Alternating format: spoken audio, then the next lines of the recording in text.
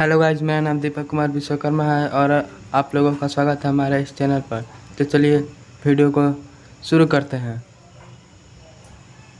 एक समय की बात है, किसी गांव में एक साधु रहता था। वह भगवान का बहुत बड़ा भक्त था और निरंतर एक पेड़ के नीचे बैठकर तपस्या किया करता था। उसका भगवान पर अटूट विश्वास था और गाँव वाले भी उसकी बहुत इज्जत करते थे। एक बार गांव में बहुत भीषण बाढ़ आ गई। चारों तरफ पानी पानी दिखाई देने लगा। सभी लोग अपनी जान बचाने के लिए ऊंचे स्थानों की तरफ बढ़ने लगे।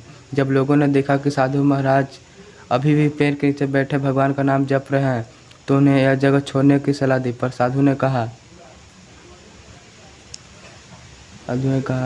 धीरे धीरे पानी का स्तर बढ़ता गया और पानी साधु की कमर तक आ पहुंचा।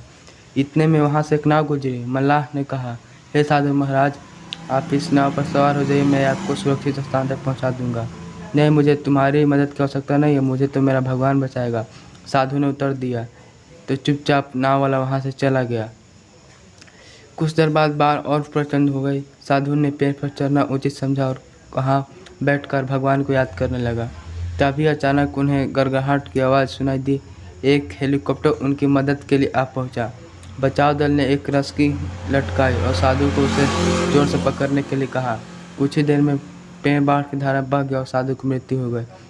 मरने के बाद साधु महाराज स्वर्ग पहुंचे और भगवान से बोले, हे प्रभु, मैंने तुम्हारी पूरी लगन के साथ आराधना की, तपस्या की, पर जब मैं पानी में डूबकर मर रहा था तब तुम मुझे बचाने नहीं आए। ऐसा क्यों प्रभु? तो भगवान बोले, हे साधु महात्मा, मैं तुम्हारी रक्षा करने के लिए एक नहीं बल्कि 3 बार आया है। पहला ग्रामीण के रूप में, दूसरा नाव वाले के रूप में और तीसरा हेलीकॉप्टर बचाव दल के रूप में, किंतु तुम मेरे इन अवसरों को पहचान नहीं पाए। मित्रों, इस जीवन में ईश्वर हमें कई अवसर देता है। इन अवसरों की प्रकृति कुछ ऐसी होती है कि वे किसी की प्रतीक्षा नहीं करते। वे एक दौड़ते हुए घोड़े के समान होते हैं जो हमारे सामने से तेज़ी से गुजरते हैं।